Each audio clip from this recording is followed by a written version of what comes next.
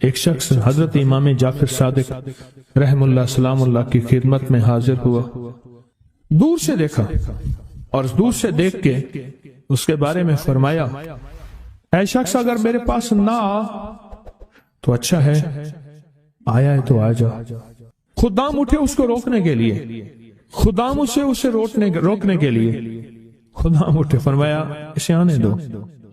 جب وہ بیٹھا تو کہا کہ تیری پیشانی پہ شقاوت لکھی ہوئی ہے، بدبختی لکھی ہوئی ہے۔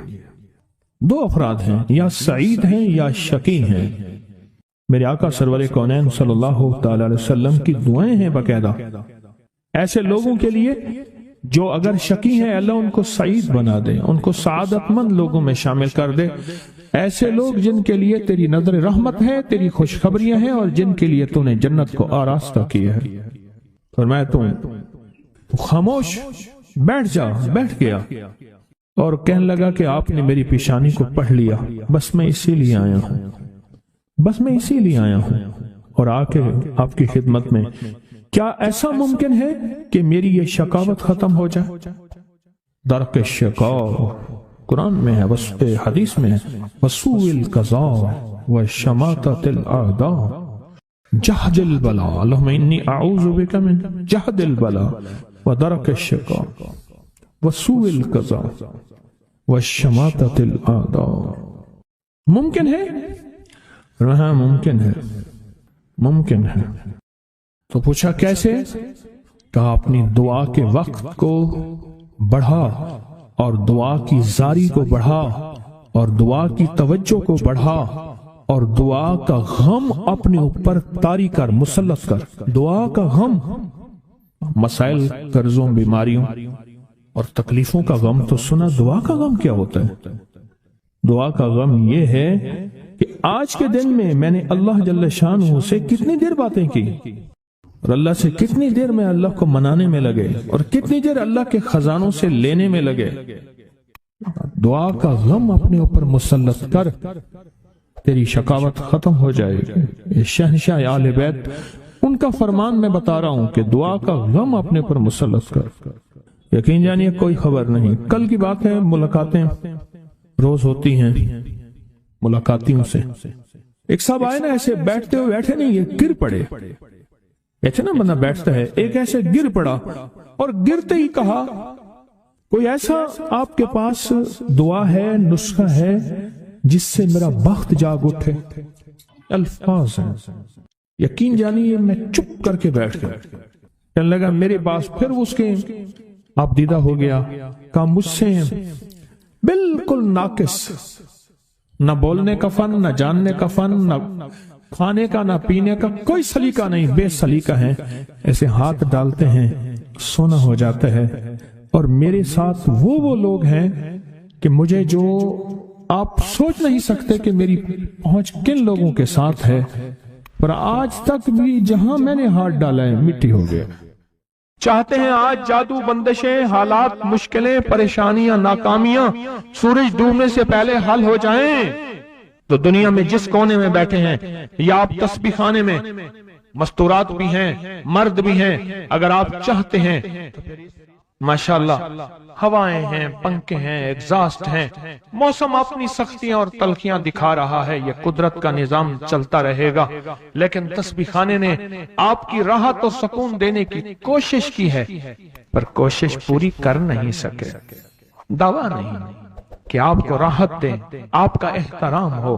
میں خود سارا دن پھرتا رہتا ہوں، مجھے اس بات کا احساس ہے کہ راستے میں چلتے لوگ کہتے ہیں مجھ سے ہمیں ہاتھ ملا، ہم سے گلے مل، ہمیری بات سن لے۔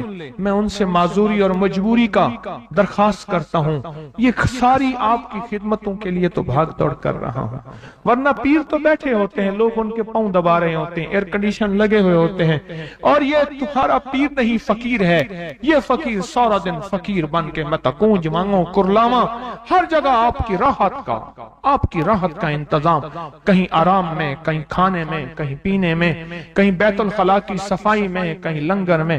آپ شاہی مہمان ہیں تو آپ کا غلام ہوں، میں تو آپ کا خادم۔ امام زین العابدین کو ایک شخص نے دیکھا، دعا فرما رہے ہیں، دعا فرما رہے ہیں۔ اور دعا میں یہ کلمات بار بار پڑھ رہے ہیں، بار بار دہراتے ہیں، پلٹ پلٹ کے پڑھتے ہیں، لپک لپک کے پڑھتے ہیں، جھک جھک کے پڑھتے ہیں، ڈوب ڈوب کے پڑھتے ہیں، ٹوٹ ٹوٹ کے پڑھتے ہیں، اور غم کی کیفیتوں سے پڑھتے ہیں، دل کی گہرائیوں سے پڑھتے ہیں، ہاتھ اٹھا کے پڑھتے ہیں، پھر ہاتھ اوپر اٹھا کے پڑھتے ہیں، پھر دعاؤں میں جھک کے پڑھتے ہیں، پھر اٹھ کے پڑھتے ہیں، کیفیتوں کے ساتھ یہ الفاظ بار بار پڑھ رہے ہیں۔ وہ پیچھے بیٹھا رہا بیٹھا رہا بیٹھا رہا، بڑی دیر کے بعد وہ شخص اٹھا اور شہنشاہوں سے عرض کیا۔ جب دعا ختم ہوئی تو امام زین العابدین کی بارگاہ میں عرض کیا کہ آقا یہ فرمائیں، دعا تو ساری تھی، ان دعا کے ان بولوں کو اب بار بار کیوں فرما رہے تھے؟ تو عجیب بات فرمائی، فرمایا حدیث میں میں نے پڑھا ہے، میرے نانا حضرت محمد صلی اللہ تعالی وسلم کا فرمان ہے، جو شخص یہ کلمات پڑھتا ہے اس کا ثواب اللہ کے ہاں اور کوئی نہیں جانتا۔ اور ایک روایت میں ہے کہ اس کا ثواب اتنا ہے کہ فرشتے اس کے لکھنے پہ ٹوٹ پڑ، انسانوں اور جنات کی نسلیں ختم ہو جاتی ہیں پر اس کا ثواب ختم نہیں ہوتا۔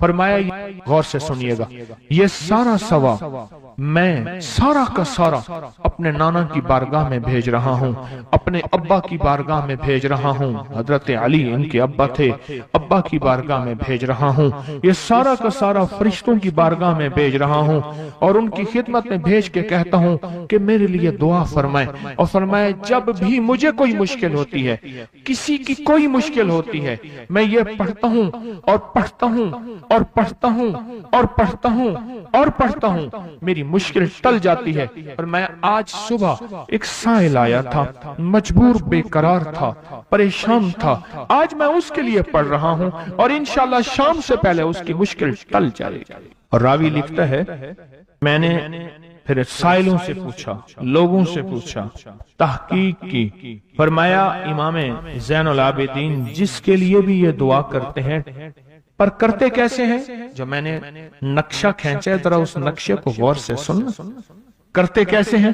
ڈوٹ کے، ٹوپ کے، وجدان سے، درد سے، کیفیتوں سے، غم سے، اللہ کے تعلق سے، اللہ کی محبت سے، اللہ کے دھیان سے، پوری توجہ سے بار بار یہی پڑھتے ہیں، پھر یہی پڑھتے ہیں، اور پھر ہدیہ کس کو پہنچاتے ہیں؟ یہ دعا، اس دعا کے رازوں کو ذرا سمجھ لیں۔ پھر میں دعا پڑھتا ہوں۔ پہلا راز جذبہ، وجدان، یقین، درد، سوز، ساز، کیفیات، پہلا راز یہی ہے، یہ سمجھ آ گیا؟ دوسرا راز، اس کو پڑھ کے اللہ اس کے حبیب کو، سارے فرشتوں کو، آل محمد کو، ان کو ہدیہ کرتا ہوں اور ان سے عرض کرتا ہوں کہ میرے لیے دعا فرمائے۔ یہ دوسرا راز ہے۔ ان دو رازوں کے ساتھ اس دعا کو پڑھتا ہوں، اور جس کے لیے پڑھتا ہوں شام سے پہلے اس کا مسئلہ حل ہو جاتا ہے۔ انہوں نے لفظ جو اختیار کیا عربی زبان میں، لفظ جو ملا ہے مجھے، اس کا ترجمہ یہ ہے کہ سورج اپنا منہ چھپائے اس سے پہلے اس کا مسئلہ حل ہوتا ہے۔ سورج اپنا منہ چھپائے یعنی شام سے پہلے اس کا مسئلہ حل ہو جاتا ہے، اس کی مشکل دور ہو جاتی ہے اور اس کی ناکامیاں ختم ہو جاتی ہیں۔ آج صبح ایک سائل آیا تھا، امام زین العابدین حضرت علی ان کا نام تھا، حسین کے بیٹے ہیں اور علی کے پوتے ہیں، فرمایا کہ علی فرماتے ہیں میرے پاس سائل آیا تھا، امام زین العابدین فرماتے ہیں دکھیارا تھا، غم کا مارا تھا، آج میں اس کے لیے دعا کر رہا تھا۔ اور پھر فرمایا میں جس کے لیے بھی یہ دعا کروں، سورج جس سے پہلے کہ اپنا منہ چھپائے اس کا مسئلہ حل ہو جاتا ہے۔ آج کی اس اختتامی محفل میں میں اس دعا میں لگا کے مغرب تک اس دعا میں لگاؤں گا۔ چاہتے ہیں اس میں دعا میں لگ جائیں؟ چاہتے ہیں وجد سے، کیفیتوں سے، پورے درد سے؟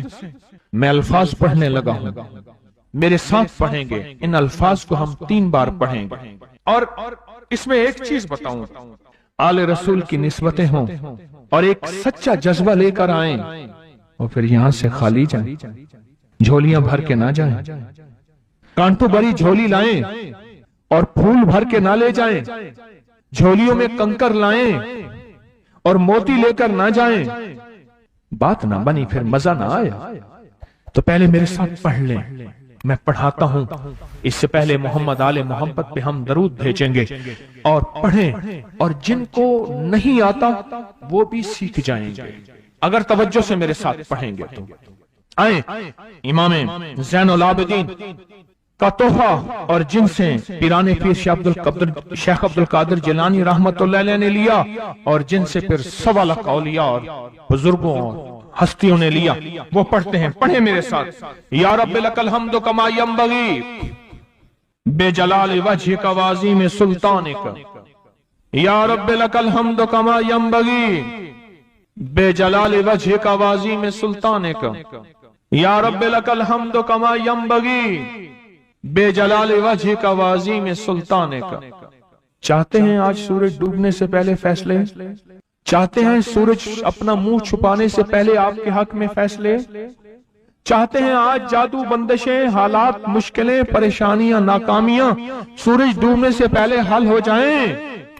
تو دنیا میں جس کونے میں بیٹھے ہیں، یا آپ تسبیح خانے میں، مستورات بھی ہیں، مرد بھی ہیں، اگر آپ چاہتے ہیں تو پھر آج اس بول کو مغرب سے پہلے اور مغرب کے بعد تک بھی اس بول کو پڑھنا ہے، پر پڑھنا 2 شرطوں کے ساتھ ہے، ایک جذبے اور وجدان کے ساتھ، اور دوسرا پڑھ کے ان ہستیوں کو ہدیہ کرتے جائے اور اپنی جذبوں اور اپنی پریشانیوں اور اپنی مشکلوں کو، ناکامیوں کا تصور کرتے جائیں۔ پڑھیں یا رب لک الحمد۔ مجھے ایک صاحب کہنے لگے، میں نے آپ کو پہلے بھی یہ بتایا کہ یہ جو نوافل ہیں جس کے بارے میں نے آپ کو کہا کہ جو یہ نفل پڑھے اور وہ کہے کہ میں بازی ہار گیا ہوں، میں کیسے مانوں؟ وہ کہے کہ میں بازی ہار گیا ہوں، میں کیسے مانوں؟ مجھے کہنے لگا کہ آپ سے سنا تھا اور اس کے بعد میں نے فیصلہ کیا کوئی شب جمعہ ایسی نہیں ہوگی جس میں اس کو پڑھنا نہیں چھوڑوں گا۔ کہنے لگے میں نے اس کو پڑھنا نہ چھوڑ۔ کہا میں نے خواب دیکھا۔ اللہ کہا کہ حضرت صدیق اکبر، فاروق اعظم، عثمان غنی ہیں اور حضرت امام حسن ہیں، یہ 4 ہستی ہیں، اور ان کے پیچھے مجمع ہے جو محسوس ہو رہا ہے، بڑے بڑے صحابہ ہیں، اہل البیت ہیں، یا تبع تابعین، اولیاء، بڑی ہستی ہیں۔ بس یہ مجھے کہنے لگے یہ 4 ہستیاں محسوس ہوئیں۔ تو کہا ہر ہستی نے مجھ سے ہاتھ ملایا اور میں نے ان کا ہاتھ چوما، اور ہاتھ چومتے ہوئے ہر ہستی نے مجھے ایک بشارت دی، اور میں نے ان سے پوچھا آپ نے یہ مجھے بشارت کس لیے دی؟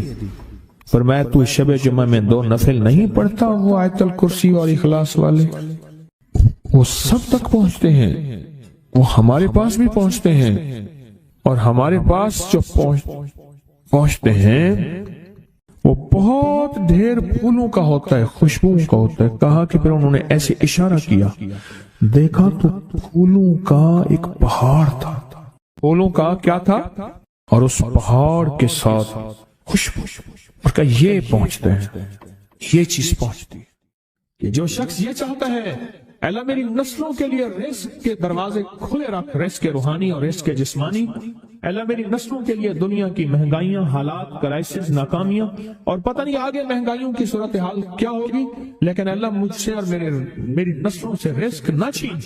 تو فرمایا اس شخص کو کہے کہ سورۃ فاتحہ پڑھ، اور سورۃ فاتحہ کو ایک بار پڑھ، اور جب پہنچ ایاک نعبد و ایاک نستعین، اس کو 40 منٹ ایسے وجدان، ایسے درد، ایسی کیفیت کہ کوئی دنیا کا کوئی فرد مجھے یاد نہ رہے سوائے اس کی ذات کریمی کے، اور اس کو دہرا دہرا دہرا دہرا، اس کو دہرا۔ اور کہا کہ میں نے وہ پڑھنا شروع کر دیا،